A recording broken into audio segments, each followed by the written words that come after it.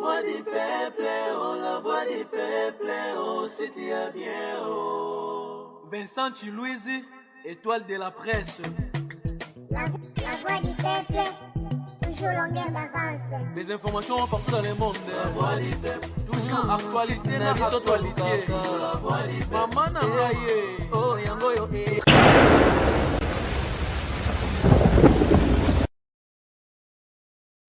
Salut, bienvenue chers amis téléspectateurs dans votre émission Réponds-moi docteur, une émission auto-consacrée uniquement pour nous relever là. Santé, santé pour tous, nous sommes que priorité des priorités à vie à Mouteza, d'abord aux la bonne santé. Et tant que vous avez bonne santé, il faut le bateau environnement là et la malin parce que l'environnement là a un impact direct dans l'état de santé et puis vous avez l'amour du prochain que Sunga. Aujourd'hui, je suis tellement ravi Yaroyamba médecin. Aujourd'hui, je suis entouré avec des médecins. Oh, bah vous mettez la mission du solo, mon frère Yamounene. Oh, tu bengi bongo médecin de pauvres. Nous tous nous savons que Mboka na biso au Congo, ils ont traversé un moment moko très difficile. Bah continuer à faire l'effort pour améliorer la vie du peuple congolais parce que les Congolais effectivement a souffert et bah médecin moko basangani car ya Mboka na biso basali association na bango babengi ngo médecin des pauvres. Donc découvrir biso na bino lelo médecin des pauvres ezali nini ba kosala nini pona population oyo baza na kati ya mboka na biso awa na RDC. Sans plus tarder nazo yamba directement ba invité na nga. Je suis avec le docteur Rani Mbayabo, je suis avec le docteur Dani Kabongo et puis le docteur Armel Mayara. Bango misatu nde to solo na bango na masolo etali bongo médecin des pauvres. Bonjour, docteur Rani Mbayabo. Bonjour, Ndeko Vincent Chilouizi. Boni. Ouais, ça va. Ça va. Ouais. Bonjour, docteur Dani, docteur Armel. Bonjour. En tout cas, nous avons un plateau na biso. Mais on a d'abord un docteur Rani. Du solo, il y a médecin des pauvres. So Robert Lapso, du solo, on va et bandi wapi. Et puis, bon, ça, là, au fait, ok, merci beaucoup Vincent. Nous avons disposé du plateau pour nous communiquer dans l'Italie médecin des pauvres. D'abord, je docteur Rani Mbayabo, nazali médecin et puis coordonnateur et médecin des pauvres. Médecin des pauvres, Nandenge, Bozoka, ezali médecin et puis médecin ya babola. Torobenga munganga ya babola. Munganga babola pourquoi Dieu a fait grâce que babiso oyo to travailler na ba milieu oyo population oyo baza na bozuité baza ebele.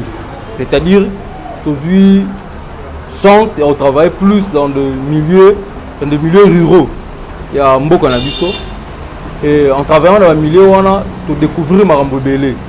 Marambo te découvrir ça que la population a mais a la possibilité de se faire soigner. La population azali pauvre, a informé de Marambo Belé. Donc, ceux qui sont informés facilement, a X ou Y problème. Voilà pourquoi biso médecin to sanganaki na sangani baninga oyo tozo travailler na ba milieu wana tozui likanisi ya kosa la structure oyo to kobenga po to bengi médecin de pauvres structure wana ezali pour réfléchir comment avec ce que nous avons comme intelligence d'abord nous pouvons également apporter quelque chose dans la population pauvre. RDC Zali, na ba dernier recensement plus de 70% population basa plus dans les milieux ruraux. Donc milieu wana eza milieu oyo to a pauvreté eza makasi. Donc to réfléchir, to mettre structure oyo pour to apporter moyen na biso to apporter intelligence na biso pour to sur la population. Voilà un peu autocollo structure de médecin de pauvres. ba pauvre baza ebele bozo sala ngone bozo kotana chaque lupangu bozo recenser ba pauvre pour vous consulter bango gratuit ou bien ça se fait comment en fait? Ok. Biso toza travailler exclusivement dans les milieux ruraux. C'est-à-dire Kinshasa. Na Kinshasa awa toza na ba zone de santé, autobengi ba zone de santé rurale, na ba zone de santé autobengi urbaine. Mutu ozo vivre na Gombe, aza na zone de santé urbaine. Mais mutu aza na Maluku, mutu aza na Bamonga fula kati kuna sont des zones de santé rurale oyo batu wana bazali na posa na biso koleka na bateau bazali peut-être na Gombe. Certes à la Gombe on peut également avoir de pauvres, mais bazali vraiment importante par rapport à la zone de santé rurale. Voilà. Maintenant tous travailler nous qui de porte à porte, mais tous pour mettre en place un projet oyo et que découvrir peut et que apporter de manière générale na problème aux populations na niveau ya ba zone de santé rurale. En fait, nous organisons également au-delà des projets que nous mettons, nous organisons consultation de masse. La consultation de masse organisera et puis mais tous a plus na projet projet oyo tous a mettre en place pour atteindre la population de manière générale. Voilà. Mon docteur Alinga Daina bakisa question maintenant on a docteur sur le micro. Docteur Armel, namoni Alinga compléter le mot par rapport nango. Merci beaucoup Ndeko Vincent. Je vais juste compléter le docteur Rania Outikoloba par rapport à la question que vous venez de poser là. Donc celle de savoir vous faites comment pour identifier les pauvres, est-ce que vous avez rapport à part. En fait, le système de santé nabiso depuis Belgique Kango est déjà bien structuré et organisé. Alors, approche est plus adaptée dans le contexte de Yambo Kanabiso. Et ça approche au bengi communautaire, donc dans la dynamique communautaire. Ça veut dire que selon un adage, que tout ce qui est fait pour vous, sans vous, est fait contre vous. Alors, nous descendons dans les zones de santé, donc qui dans la zone de santé rurale, donc exclusivement rurale, donc dans les milieux, au début que tout la pauvreté, ils ont quand même un romata. Et quand nous arrivons sur le terrain, nous n'inventons rien. Nous appuyons par contre la zone de santé. Donc les zones de santé qui sont déjà là, déjà un plan à bango. Plan à bango, activité annuelle. Alors nous partons maintenant en appui. Et comme ils n'ont pas assez de moyens pour réaliser tous ces projets-là, faute d'argent par exemple, mais aussi la main d'œuvre, parce qu'il ne faut pas oublier que beaucoup de médecins par exemple, que nous travaillons n'a pas parce que les conditions ne sont pas bonnes. Alors, quand tu as un médecin au bandimi, c'est vraiment un sacrifice. Alors quand nous arrivons sur le terrain, la zone de santé déjà travailler dans la communauté. La communauté, on a bateau représenter la communauté. Ils ont une autorité politico-administrative.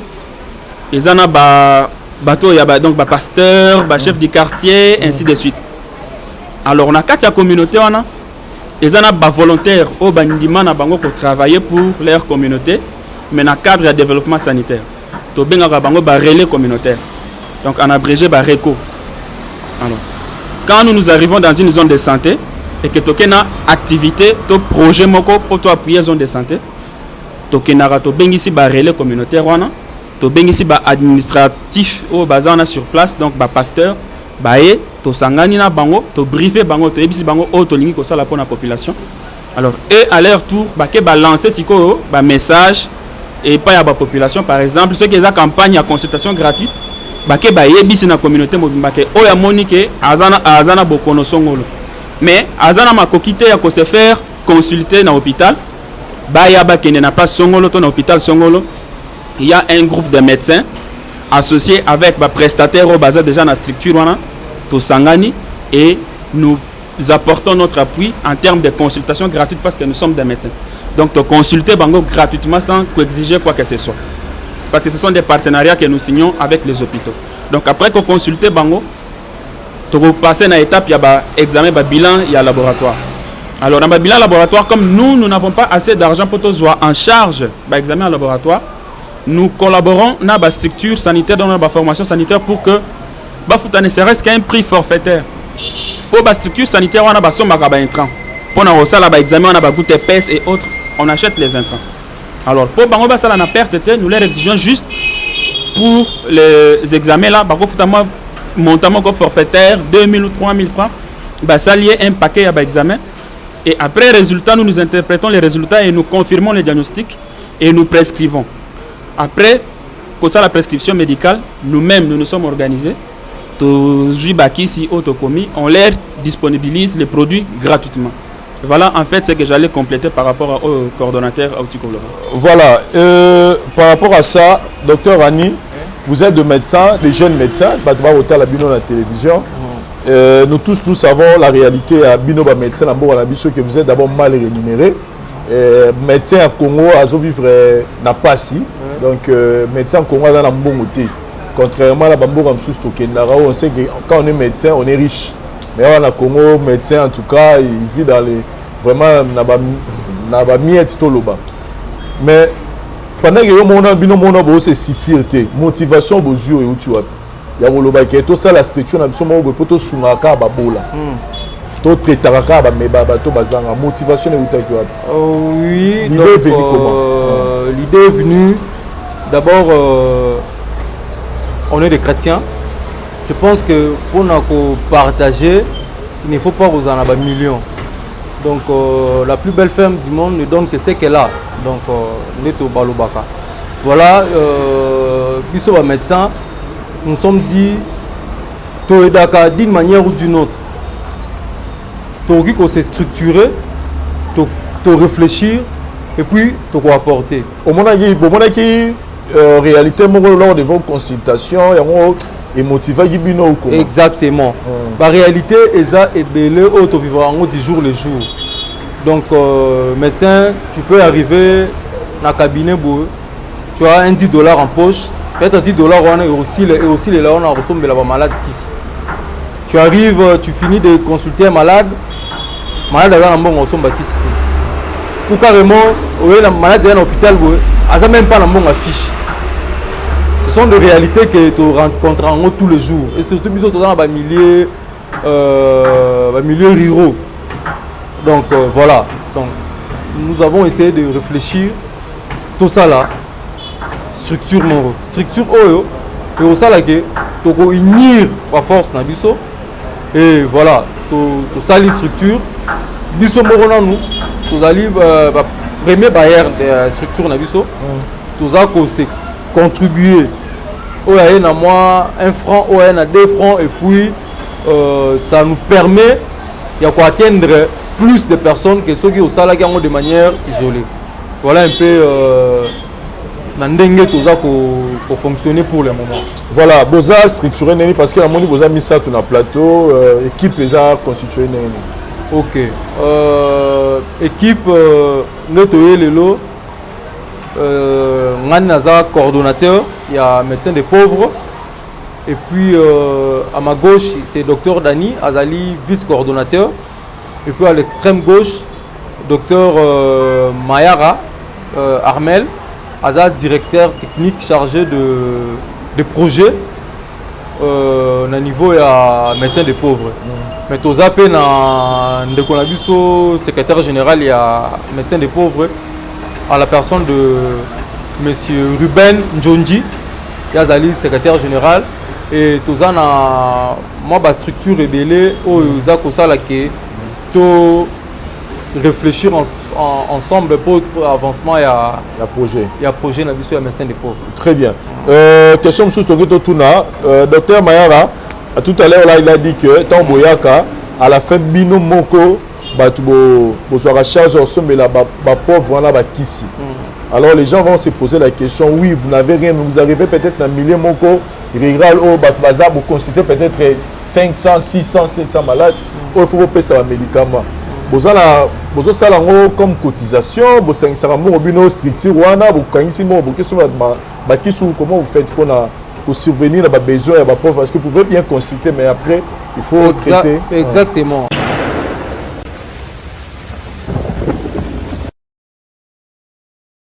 Bonjour, moi c'est Dr Ranim Bayabo.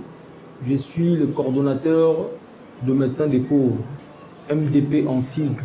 Elle est une organisation non gouvernementale de développement œuvrant dans le secteur sanitaire et social exclusivement dans les zones rurales de la République démocratique du Congo. Elle a été mise en place par un groupe de jeunes médecins ayant une expérience de terrain dans le domaine de santé en milieu rural, lequel milieu compte 70% de la population générale de la République démocratique du Congo et où 80% de cette population vit dans des conditions d'extrême pauvreté selon les enquêtes démographiques et sanitaires de 2013-2014. C'est après avoir relevé les difficultés d'accès aux soins de santé de qualité et l'absence de structures sociales de base que MDP comme cadre de réflexion a vu jour en 2021 afin d'étudier, d'apporter et de proposer des solutions adaptées au contexte des zones rurales. Les objectifs du MDP sont les suivants.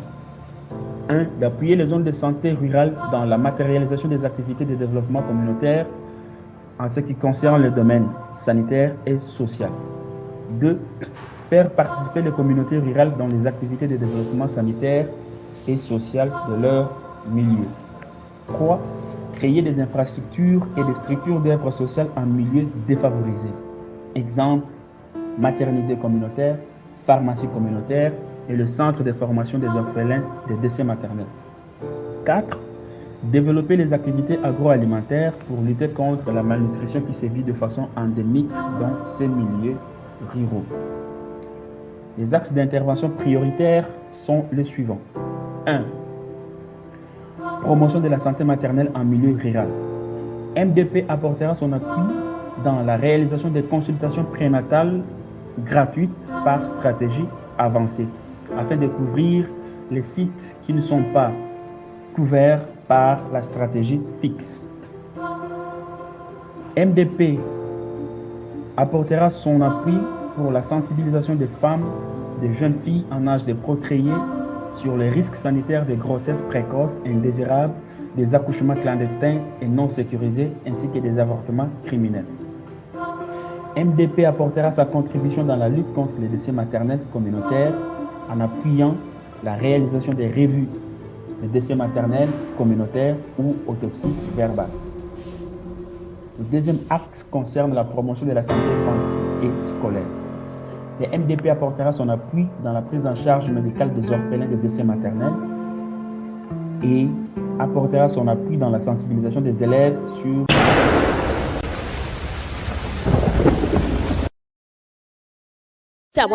Nous sommes une organisation non gouvernementale qui doit vivre d'abord de cotisations de ses membres que nous sommes et puis de différents dons et legs que nous pouvons acquérir ci et là.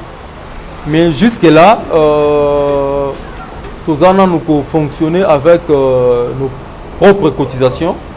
Et nous avons les ébélés. Je crois qu'il y aura des images qui vont passer.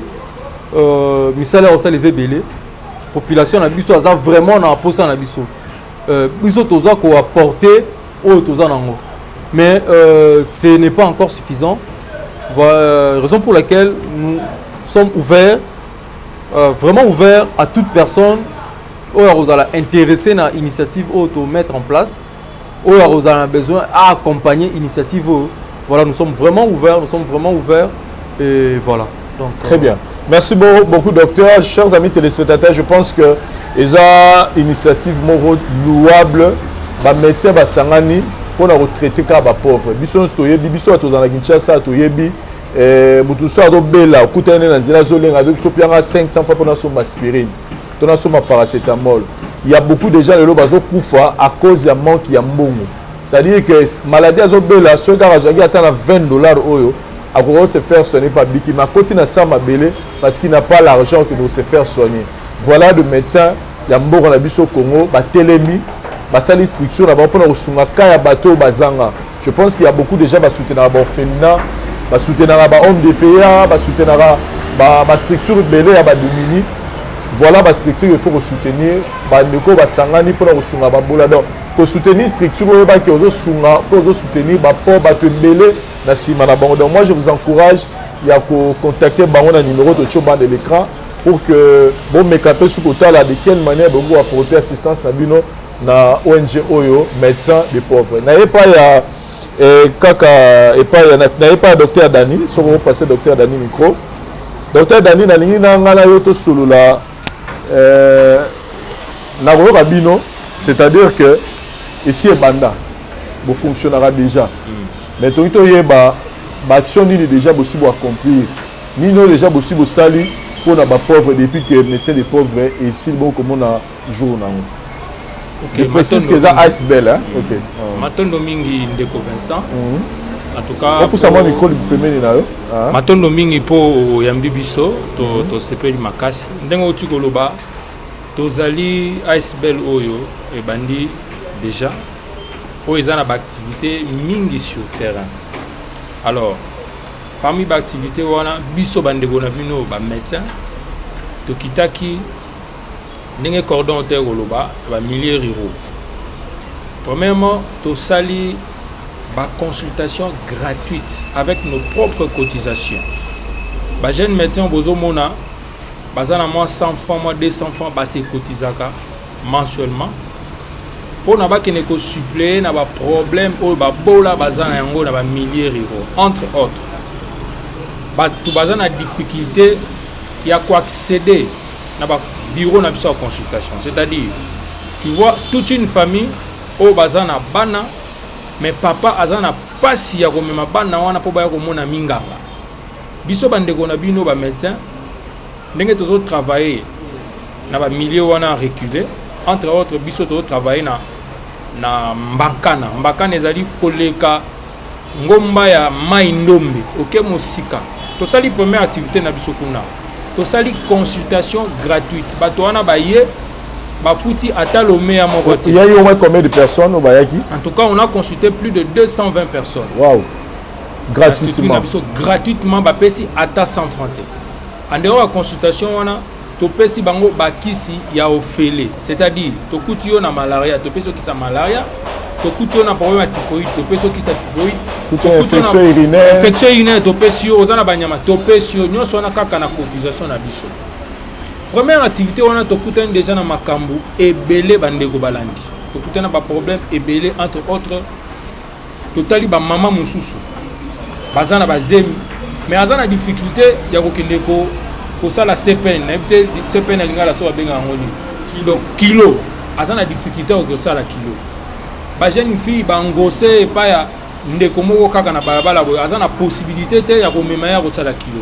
Conséquence nango ba maman wana bakoya CPNT et puis ekoluka akufa même na ndako parce que aboti na ndako difficulté côté tokuta na ba papa mususu bazana ba problème ba hernie bako se faire opérer ndenge nini makoki ezalité tokuta na bana mususu makila esilié pour na paludisme oui ndenge ni paludisme ezo boma mingi koleka même corona pa bana miki ezo pesa ba complication ba anémie mais ozo mona mwana aza parents azata na possibilité ya komema mwana na hôpital te po batie makila mais biso bandeko na bino ba médecin na ba cotisation na biso tosali effort tosunga bana po bazoma makila wana eza première activité tosali na mbakana.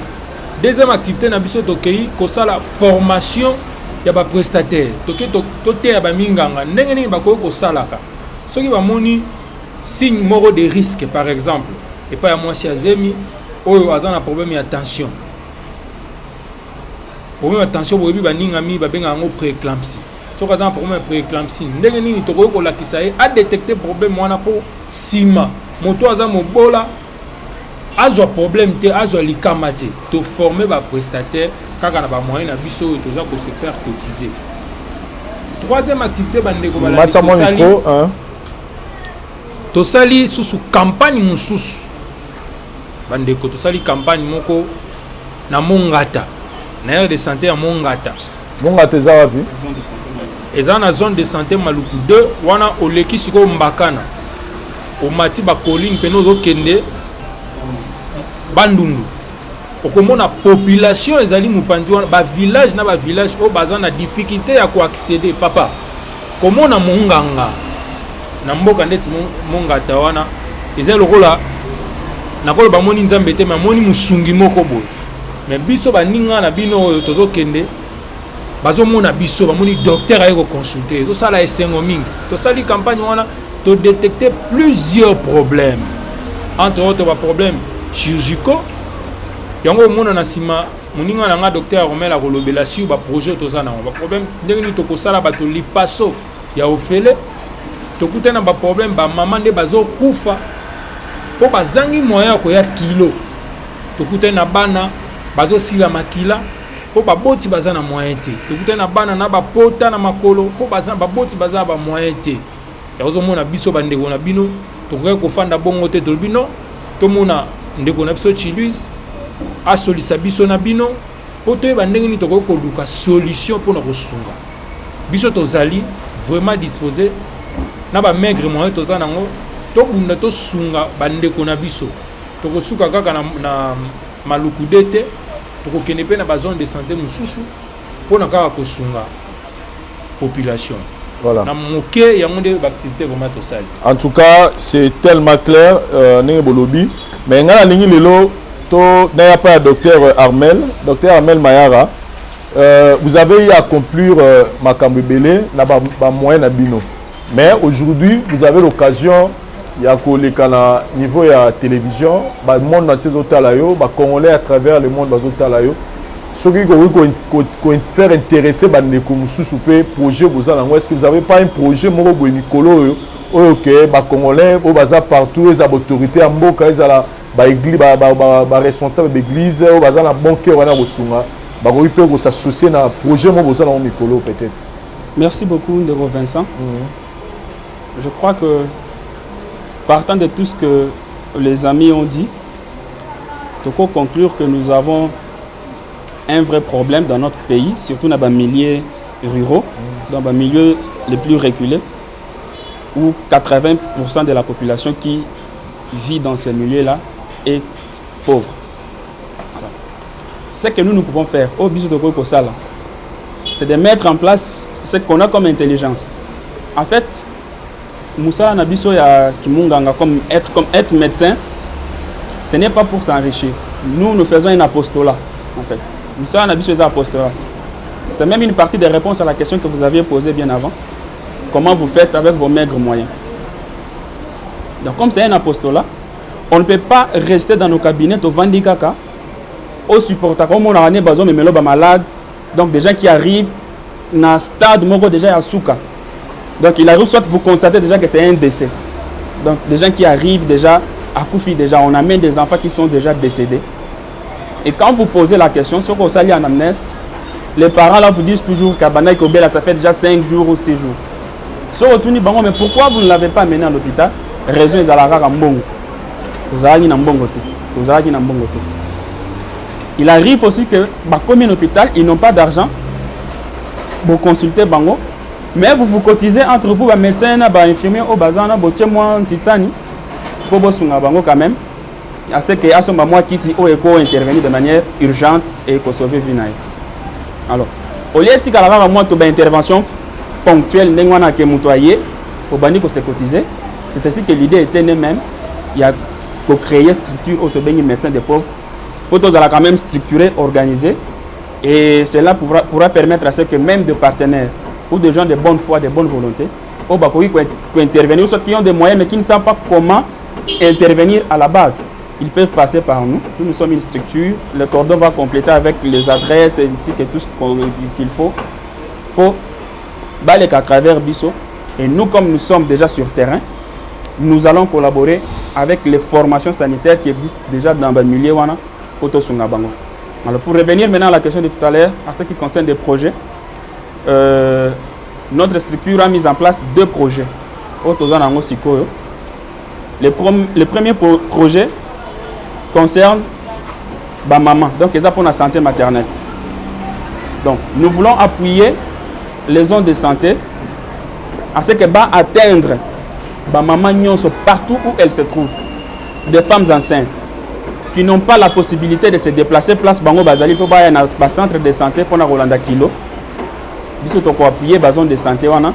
Nous allons les appuyer avec notre disponibilité, mais aussi avec les moyens, mais si aussi des partenaires nous dotent des moyens pour encourager ce que nous appelons la consultation prénatale par stratégie avancée. Stratégie avancée, à la différence de la stratégie fixe qui veut que maman pour kilo na hôpital, biso na ba milieu wana comme banzela eza bien te. Pour faire déjà transport pour maman soit moto. Il y a place centre de santé, elles peuvent dépenser même au-delà de 30 000 francs. Donc aller-retour. Ceux qui ont payé moi fiche à consultation, il faut payer ça une fois. Bon. Il peut aller dans les $50 juste pour la consultation. Voilà. Alors nous on s'est dit, au lieu de dépenser comme ils n'en ont pas déjà. Au lieu de dépenser nous allons appuyer les zones de santé. Les zones de santé exclusivement rurales. Tu vas appuyer bango pour activer campagne de consultation prénatale par stratégie avancée. Donc, tu vas recruter des relais communautaires. Tu vas recruter bango. Chaque relais communautaire a identifié les mamans qui vont vendre la place à Moussika, le quartier à Moussika, le village à Moussika. Tu vas identifier ces mamans qui ont combien, à combien on a registré. Aïe siko na centre de santé na centre de santé na biso ezalaka diriger na bato to benga ba infirmier titulaire ba IT akoya apesi rapport na pas IT voilà place nga na kei na kutani peut-être na 100 maman au bazana zemi baza à tel kilomètre à 25 km ou à 50 km par exemple du centre de santé. Alors nous allons entrer en contact na ba IT et nous allons planifier ba descente sur terrain. Donc comme on est une structure, donc on a vraiment au sein il y a beaucoup de médecins, il y a beaucoup d'infirmiers. Mais aussi déjà les infirmiers basés déjà sur terrain, nous allons maintenant descendre, nous allons planifier. Donc on planifie par mois combien vont descendre sur terrain pour que nous voulons de la maman. Et on surtout donc détecter des problèmes. Par exemple, vimba, c'est déjà des signes où il faut faire suspecter préclampsie, donc tension. On peut déjà poser déjà de manière un peu rapprochée. Au lieu de un mois, une fois le mois, bango toko landela bango même une fois la semaine. Donc là, c'est le projet que nous avons appelé appui de consultation prénatale par stratégie avancée en milieu rural. Donc on a un projet à Liboso essentiellement pour la maman. Okay. Projet Ami Balé de Vincent. Je vous dis que à Wabona centre-ville par exemple, na hôpital na biso, ceux qui montent un hôpital nanga par exemple na centre-ville et que plateau technique est réuni, je peux facilement les transférer par docteur Ranito et par docteur Dani l'hôpital na ceux qui ont un plateau technique. Mais na ba million on a bamboka kuna. Où il n'y a pas assez de structures. Ou pour atteindre le centre-ville à Aboé, il faut parcourir au moins 150 km par exemple. Donc 150 km, il faut faire un transport. Et puis ceux qui ailleurs, il faut une famille d'accueil, qu'est-ce qu'on peut faire pour quelqu'un qui est dans cette distance-là de plus de 150 km pour aller en urgence à un centre-ville pour se faire soigner. Encore qu'il n'a pas de moyens. Voilà pourquoi nous avons mis en place une campagne de dépistage précoce des pathologies chirurgicales. Donc nous avons constaté que comme médecin basate, alors il y a des charlatans qui en profitent. Ils sont nombreux dans les télévisions en train de faire des campagnes, des scanners ophelés, des ce sont des menteurs. Ça fait des charlatans.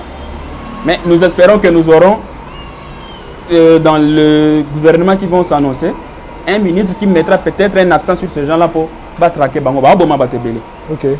Ces gens-là, ils descendent dans les millions. On a compris que déjà, les gens n'ont pas un niveau déjà de scolarité. Donc ils profitent de leur naïveté et il y a manque d'informations au bazar pour rançonner Bango. Donc ils partent en fait pour rançonner le peu d'argent qu'ils ont. Au lieu de dans centre de santé, médecin va opérer Bango dans la maladie au bazar. Ces charlatans là passent à cause de Bango. Non, moi je suis médecin, tout je suis opéré. Et récemment nous avons reçu un cas d'une dame qui est venue avec les ventrations. Les ventrations, il nous a donc Babilo Kwakat. Donc, il y a un peu à peau. Donc, on a 4 qui déjà fait. Donc charlatan moko randa kendaki a passé le libumu atiki ndengwana. Et heureusement pour elle tokendaki kana ba campagne na biso ba dépistage to salaka. Nous avons rencontré cette dame là. Tokuta ipe ebele mais cette dame là son cas était plus préoccupant que baka batumsu. Tozwa qui est on l'a amené dans un hôpital général de référence, il y a un Mbankana. Nous l'avons opéré. On a réparé et il n'a pas payé d'argent. Il n'a pas payé d'argent et il faut dire bravo à médecin chef de zone, il y a zone de santé Maluku 2 et puis le médecin directeur, il y a hôpital général de référence à Mbankana. C'est vraiment des gens qui sont à l'écoute. Il y a une situation où la population a bango bazana. Donc le deuxième projet, pour être bref, c'est celui-là de dépistage précoce des pathologies chirurgicales. Donc la campagne auto-menée, on a détecté avant. Donc ceux qui m'ont hernie. Donc nous allons détecter cela précocement avant qu'il y ait comme complication. Pour hernie, ce qui est compliqué dans donc ça peut passer comme ça, tu peux être là sans douleur. Mais quand ça se complique, comme par exemple étrangler ou engouer, comme ça passe ma casse. Avec risque, il y a que ça peut et comme et se fistuliser pour nous et toboki na quatre et puis entraîner péritonite, soit peut et ça peut tableau et occlusion intestinale n'est pas. Donc voilà en bref les deux projets phares au Tozanango Siko qu'on est en train d'exécuter en janvier 2021. Donc il y a Liboso Eza, il y a appuyer besoin de santé pour activer la consultation prénatale, une stratégie avancée, où il peut permettre à ce que maman mon côté à cause là sans qu'il y ait la CPN. Cela va nous permettre de réduire aussi le taux de décès maternel. Donc nous devons faire le côté parce qu'il n'avait pas suivi la CPN. Donc mais moi je voulais poser aussi la question, vous avez parlé à niveau scolarité, il y a des belés dans la scène dans le milieu rural. Bana basi mingi kuna ba robota pe mingi parce que ba yebi na ba penser peut-être ba calculer ba date ba règle ba yebi ni na rosa te pour prévenir les meillati. Est-ce que dans votre programme vous n'avez pas aussi prévu ces gens à bloc pour sensibiliser la population? Exactement, il y en a dans le plan Abisso. Et allez donc ils ont un projet moko to tchepé déjà en place. Il y a sensibilisation à la jeune fille, na risque il y a avortement clandestin wana. Ba o ba kenaka zuizeni akei pas charlatan moko boye à cause de parce que nous avons reçu beaucoup de ces cas. Donc ba o ba ina ba péritonite sur perforation utérine. Donc après que mutu moko ba à cause de ma bende kuna toboli matrice, après entraîner infection moko libumo bimba.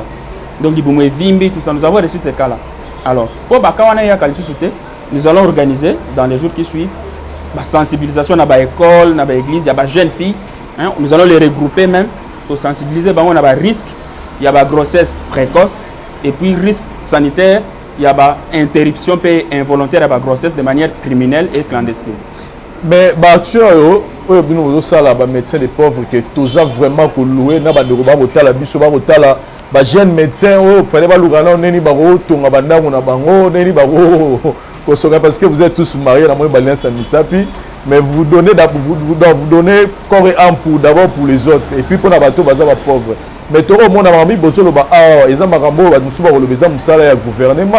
Vraiment, le gouvernement peut-être qu'il soin à organiser la structure pour Hollande la bâtonnette. Il y a quand on a bateau, ils ont la binote, ils ont le gouvernement. Qu'est-ce que vous pouvez dire de ça? C'est vrai, vous avez raison. Avant de s'organiser, on se disait que c'est le gouvernement. Mais notre gouvernement n'a pas assez de moyens. Il ne faut pas croiser. Même le gouvernement, avant d'agir quelque part, il faut quand même qu'il y ait une structure organisée et il peut agir à travers cette structure-là. Notre gouvernement agit déjà. Par exemple, dans la zone de santé à Maluku 2, vous verrez que le gouvernement a un centre de santé de référence. Il n'y avait qu'un seul hôpital général de référence. Mais aujourd'hui, il y a un centre de santé de référence dans Mongata et un autre centre de santé de référence dans Doul. Vous voyez? Donc tout ça, le gouvernement est en train de faire pour rapprocher la population de la structure. Mais les populations restent pauvres. Et face à cette pauvreté-là, la population va faire quoi? Ils vont se livrer d'abord aux charlatans. Donc le gouvernement ne peut pas tout faire au même moment. Donc le gouvernement peut passer par nous. Donc il faut que chacun d'entre nous fasse quelque chose pour le pays. N'attendons pas seulement que le gouvernement fasse quelque chose. Donc tout de la gouvernement, le gouvernement est en train de faire déjà. Voilà pourquoi nous nous disons que tous ceux qui ont inventé le côté, nous partons en appui des zones de santé. Donc, les zones de santé, on a un programme, on a un plan annuel. Nous sommes tous ceux qui ont appuyer. Place, on peut m'accoquer ceux qui nous partons pour appuyer. Place Bazana Batouté, ça la stratégie avancée. Nous nous rendons disponibles avec nos équipes pour épauler les prestataires na bango baza déjà wana pour activer stratégie avancée wana parce que déjà dans nos hôpitaux c'est plus la stratégie fixe. Boké bo vendre na bilo na ba cabinet bo zela ke ba malade baya. Or na ba milliers netwana o la malade aya alors qu'il va mourir à la maison parce qu'il n'a pas d'argent pour venir se faire consulter. D'où l'idée d'avoir mis en place cette structure. Aller vers le malade. Voilà, nous allons vers les malades. Donc nous appuyons en fait le gouvernement. Et si le gouvernement peut nous utiliser, il y a qu'il y a moyen pour tout étendre en gros parce que là nous sommes dans une zone pilote, Maluku 2, nous allons nous étendre vers Mongafula 1, Mongafula 2 et pourquoi pas dans la province. Bisso et Zaka quand on a milliers ruraux. Donc on a beaucoup de place. Moi j'ai eu la chance, grâce à ONG Initiative Plus, j'ai eu chance à autant dans la province et Belé et je vous dis que avec ces projets et les réponses, toutes les solutions, il y a Belé dans la province, dans la 4. En tout cas, c'est vraiment un projet où moi personnellement, je soutenir en Kenzamba Sumabino pour que s'étendre beaucoup dans la province parce que si vous avez un je vous dis que au comment place mon frère à votre traité me doit nous aller là. Vous avez un niveau vie bazo mener tu te dis mais oh ma camine oh.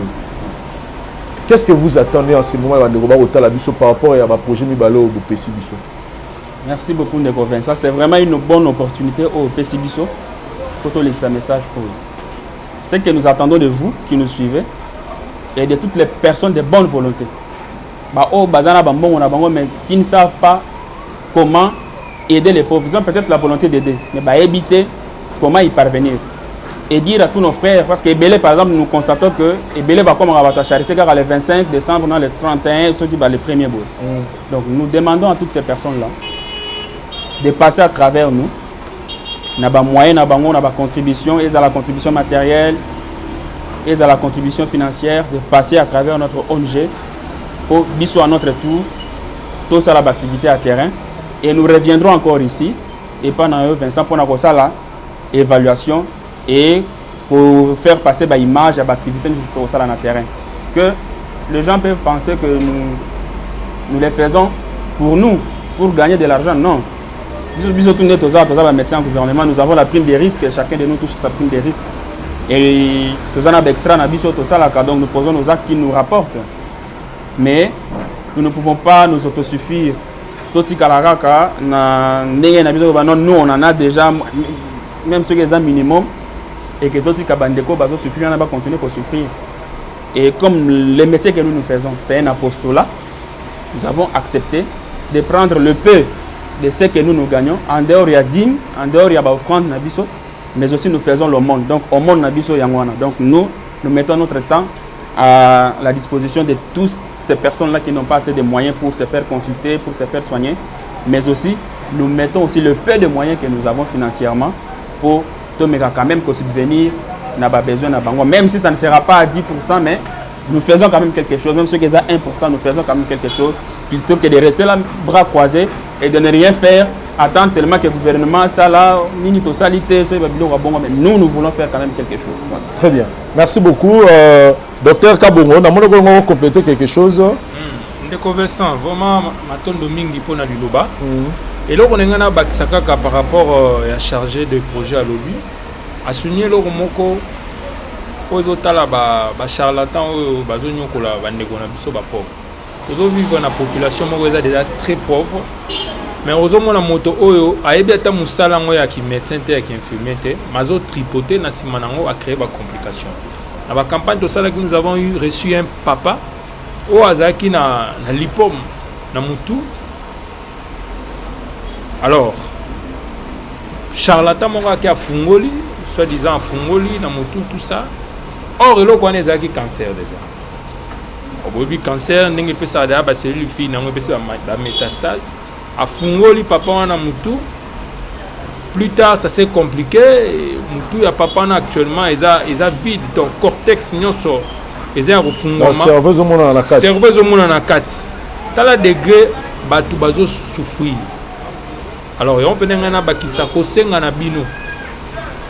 Pour soutenir le projet OL. La grande population ya mboka na biso baza ba pauvre.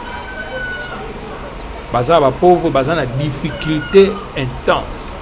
biso to mettre ba service na biso to offrir bango ba service na biso. Mais il alors faut du matériel, voilà pour concrétiser ba service nyonso c'est ça les mamalam. Il faut des matériels, il faut des produits, il faut. Peut-être beaucoup comme tout na ndeko Vincent a peut poser des questions par rapport à nos adresses. Tous ça déjà na adresse na biso bien assise, cordon au lobelango. Donc tous ça structure tous ça vraiment sur une adresse bien précise. Oyo bat bako koya ba mona na biso ba yoki projet na biso. Et que sungape et que faire avancer mboka na biso. Actuellement social ya peuple ezanase. Social ya peuple ezanase, mais peut-être li sungu yo koya na ngopo sunga mutu. O salisa mutu. Ozo contribuer quand même na social ya mboka na biso. Kota la kaka gouvernement te sala loko la biso. Ba médecin o to ndimi ko soutenir gouvernement na ko organiser projet. Merci. Voilà, merci beaucoup docteur Ani Toroye Basikoyo.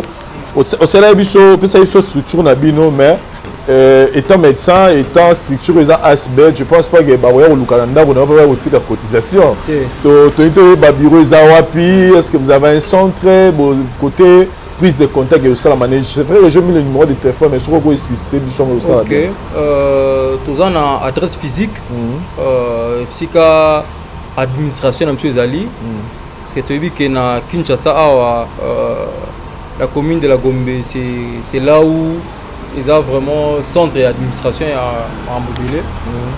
Pour l'administration, on peut dans la Gombe. On a avenue Marinelle numéro 6. C'est ceux qui boulent l'équipe, beaucoup de biso. Marinelle, référence c'est ça. Référence c'est Ali Sofide. Avenue à Sofide. Donc, côté l'avenue, c'est ça l'avenue Marinelle numéro 6. Contact na biso ezali wana et puis toza na yango na numéro na biso et puis numéro WhatsApp na biso toza na page Facebook na biso za médecin des pauvres RDC et puis contact mail na biso ezali médecin en minuscule hein, médecin de pauvres RDC en un mot @gmail.com. On les allie adresse mail na biso et puis chaîne YouTube tous ça médecin de pauvres RDC médecin de pauvres RDC est-ce que beaucoup mon a ba vidéo ba différentes activités tout ça là donc voilà un peu comment ce sont les différents canaux au baki ko kuta biso. Est-ce que dans vos projets, vous pensez aussi un jour que vous allez payer l'hôpital na bino moko? Exactement. Les alliés un projet à long terme. Ce sont des projets à long terme. C'est ça la moto peut peut-être dans les conditions là et vous avez un partenariat avec l'hôpital là pour que vous. Oui, on est vraiment ouvert et même pas matériel hein. Exactement. Mais exact que il faut se marier dans na carnet de charge na biso na ba principe et puis objectif na biso. Ils ont un esprit business té. Ils ont business té, ils ont vraiment na caractère social et puis orienté vers les démunis, le défavorisé, le pauvre. Voilà. Donc voilà un peu. Non, mais on est vraiment ouvert à toute initiative allant na ndenge o biso toza ko travailler. Voilà. Merci beaucoup docteur Mayara, on va compléter quelque chose. Oui, je voulais dire la question où tu peux tout accordant. En fait, tout ce que nous pouvons mettre en place, il faut ezala pour la communauté.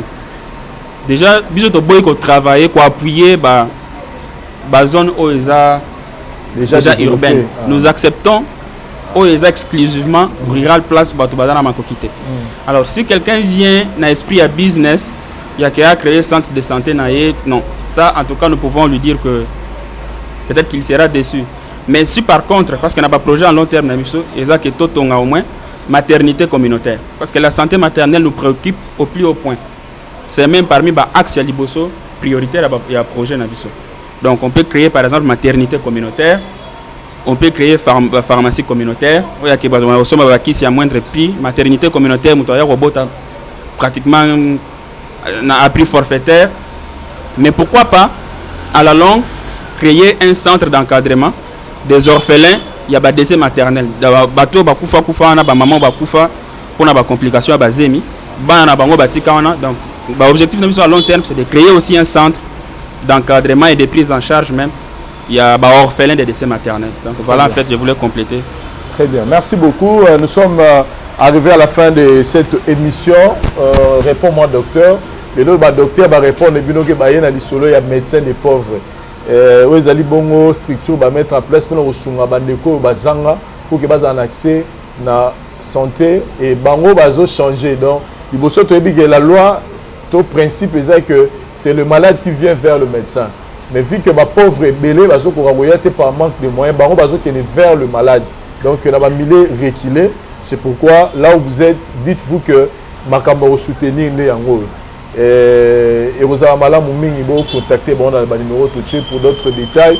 Et est-ce que vous pouvez aussi accepter de travailler en partenariat peut-être dans ONG Moro Boyo déjà et ça a déjà action en gros qui va proposer bino qui va soutenir bino en termes de partenariat par exemple tous ces précisions d'ailleurs dans le slogan de médecin des pauvres Tolobara ensemble nous sommes forts. Donc, donc tout ça vraiment ouvert. On est vraiment une structure des jeunes très ouvert à travailler avec n'importe quelle personne ou n'importe quelle structure. Azali également la vision de la vision où Azali vraiment que nous avons aider la population. On reste vraiment ouvert à travailler avec n'importe quelle ONG, n'importe quelle personnalité, à ces pays, idée on est vraiment ouvert. Très bien. Dernier message, Zani, avant de passer à Niro Moussoussou. Dernier message, Zali, à Kosé Ngayon, d'abord merci. On a l'opportunité au PCBISO. Il y a au-delà, il y a Makanisi Nabiso, c'est-à-dire que il y a côté na banda kwa batu nyonso il y a côté na ba konzi côté na banda kwa bandeko baza libanda ko to benga ba diaspora et pour ba mona oyo toza ko sala parce que nous sommes un pays où la jeunesse est vraiment dynamique exacté ne ba kanisa que les jeunes congolais sont naïfs non, les jeunes congolais sont vraiment dynamiques et puis entreprenants.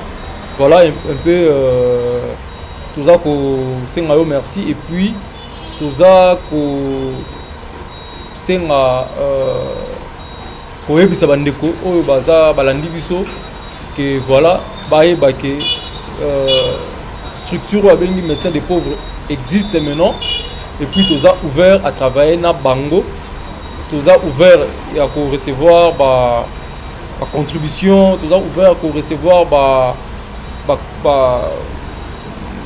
cotisation, contribution à n'importe qui, lingi ko atteindre également l'économie de pauvre na milieu vraiment reculé, nous avons vraiment ouvert et à retravailler na tout le monde. Très bien. Voilà un peu où on a comme message de la fin dans l'émission. Très bien. Merci beaucoup, docteur Kabongo. Dernier message de Zanini. En tout cas, boton du mingi, na téléspectateurs. Et puis na yon de Vincent parce que oyo sali eza vraiment déjà bolingo monene la kisi pona babola kondima ko yamba biso pe ko faire vendre biso na mokili mobimba botondi mingi et puis na remercier lisusu bandeko nyonso bazo appuyer biso na kati ya structure ONG oyo médecin des pauvres tozali ba médecin belé na ba infirmier ba msupe baza ba corps médical te en tout cas na remercier bango biso doit représentant na bino to annoncer kaka message na biso et puis nazo senga na bato bazolanda biso esika ya ko soutenir yango esika ya ko tia ba possibilité pour na kosunga baninga yango ba soin tozo pesa et pas bato nyonso to baza na difficulté sinon ba moyen toza nango soko ko benga biso koza na situation moko quelconque mais to kotala soki makoki ezali to ko zoyo ko sunga yo c'est une possibilité et puis le gros outil gotuna tozana partenariat na ba hôpitaux mususu Donc tokoki kotala selon kaboy tozwi tout type partenaire na biso moko dans un centre hospitalier moso to ana possibilité ya kosala yango en tout cas tokokanga te mpona kosala yango tobeleli bandeko nyonso basali ya nzambe bapersone nyonso baza na bapossibilité basoutenir likambo oyo botondi mingi. Merci beaucoup Dr Mayara. En tout cas, je tiens à vous remercier Ndeko Vincent. Nous sommes très flattés dans le Yambabiso Lelo. Vraiment, merci beaucoup. Ce que vous avez fait, c'est une grande contribution en faveur de toutes ces personnes-là démunies, au bazana ba souci à la santé, mais qui n'ont pas de moyens pour se faire soigner. Alors, en guise de conclusion, je vais dire merci. Naba tout disponibiliser tant nabango pour Hollanda Biso. Et dire aussi aux jeunes Congolais que nous ne pouvons pas toujours rester bras croisés, tous que le gouvernement ça là. Sinon les années vont passer et la situation va rester la même.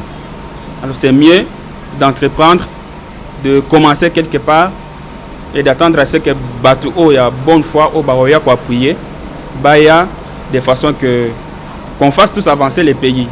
Au lieu de rester là en train d'attendre à ce que le gouvernement ça là. Même des programmes qui sont là, c'est vrai que ce sont des programmes qui ont des coordinations. Mais sur place, ils ne sont pas partout. Alors nous nous disponibilisons pour être leurs bras techniques. Donc, on a surtout à monique Aza na action naie, ils ont cadré pena action, ils ont onge nabiso, et qu'ils veulent passer à travers nous pour travailler dans le terrain. Il est le bienvenu et nous serons là, nous allons descendre sur le terrain pour exécuter, proposer des actes et nous reviendrons encore pour faire l'évaluation avec nous tous. En tout cas, encore une fois de plus, merci. Merci beaucoup, le médecin. Et merci à abonner de nos abonnés à la Voix du Peuple pour suivre autant l'émission. La seule chose que je vous demande, c'est de partager massivement l'émission pour que plus vous avez la vie, plus peu, nous avons l'opportunité de soutenir le projet, surtout que dans le projet est une maternité. Et je pense que la structure est belle. Ils auront plus accès à la maternité, la naissance désirable et autres. Ce sont des projets qu'il faut soutenir. Je pense qu'il y aura un résultat très positif. Merci Nadari Diwanté pour la prise de vie. Par contre, c'est ça au caméraman assuré pour le montage et réalisation de l'émission. Pour la mission, tout le monde l'année prochainement dans différentes choses. Merci, bye. Merci.